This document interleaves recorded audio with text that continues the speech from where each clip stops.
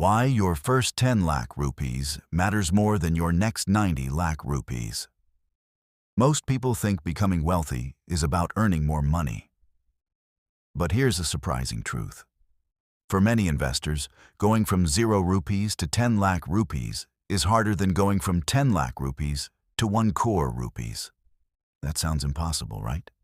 After all, 1 crore rupees is 10 times more money.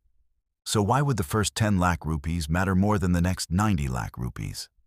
Because the hardest part of building wealth isn't making money. It's creating momentum.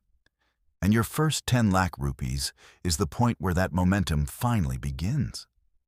Think about pushing a heavy flywheel. The first few pushes feel frustrating. You put in a lot of effort, but nothing seems to happen. Then, slowly, the wheel starts moving. Once it gains speed, every push becomes easier. Building wealth works exactly the same way. The first 10 lakh rupees is your flywheel moment. But most people never reach it because they give up too soon. Here's why. We're used to getting immediate rewards. You work for a month and you get paid. You order food and it arrives in minutes.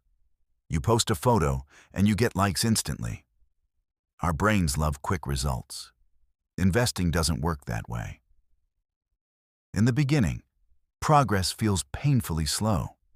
You save money every month, invest consistently, and still feel like you're getting nowhere. That's why so many people quit. Not because investing doesn't work, because it works too slowly. Let's look at a simple example. Imagine you invest 20,000 rupees every month. In the first few years, almost all your wealth comes from your own savings. Your investments aren't doing much yet. You are doing all the heavy lifting. But something changes when you reach 10 lakh rupees. Even with a modest 10% annual return, your investments can generate around 1 lakh rupees in a year. For the first time, your money starts contributing meaningful growth. You're no longer building wealth alone. Your money becomes your partner. And every year, that partnership becomes stronger. This is the magic of compounding. Compounding simply means your money earns money, and then that money starts earning money too. At first, the effect is almost invisible, but over time, it becomes incredibly powerful. Think of planting a tree. For years, all the growth happens underground. The roots spread quietly where nobody can see them. Then one day, the tree suddenly grows taller and stronger. Most people only notice the visible growth. They don't see the years of patient work underneath. Wealth building is exactly the same. The first 10 lakh rupees isn't important because of the number itself. It's important because of the habits you build to get there. To reach that milestone, you have to learn how to spend less than you earn. You have to avoid lifestyle inflation. You have to invest consistently. You have to ignore market noise. You have to stop comparing yourself to others. And you have to stay patient when progress feels invisible. By the time you reach 10 lakh rupees, you've built something more valuable than money. You've built a system, and systems create wealth. This is why two people with the same income can end up in completely different financial situations. One person spends every raise on a bigger lifestyle, a better phone, a more expensive car, a larger apartment. The other person increases investments every time income rises. 10 years later, their lives look completely different. Not because they earned more, but because they built better habits. And this brings us to one of the biggest mistakes people make after reaching their first financial milestone. They start upgrading their lifestyle too quickly.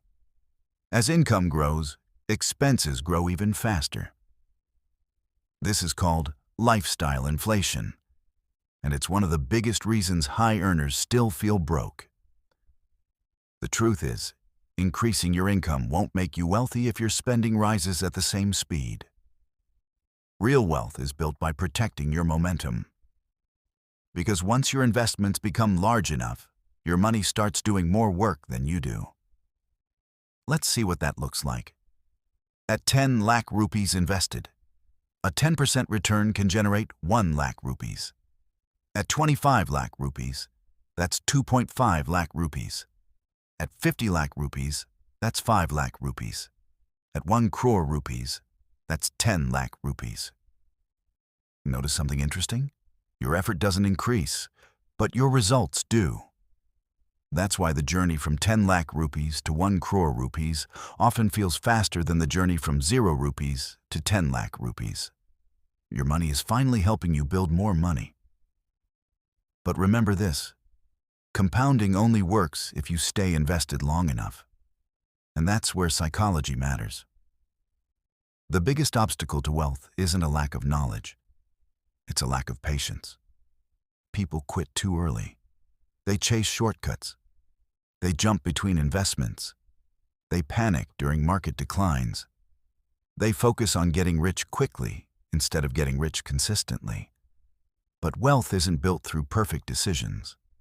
It's built through repeated good decisions over a long period of time.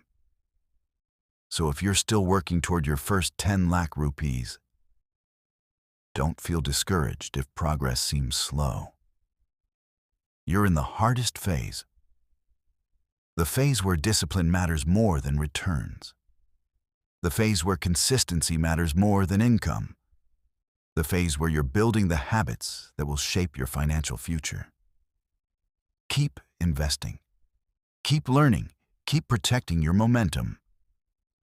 Because the first 10 lakh rupees isn't just money in an account. It's proof that you've learned how to build wealth. And once you learn that skill, the next 90 lakh rupees becomes much easier. The hardest money you'll ever make isn't your first salary. It's your first 10 lakh rupees. And once you reach it, everything changes.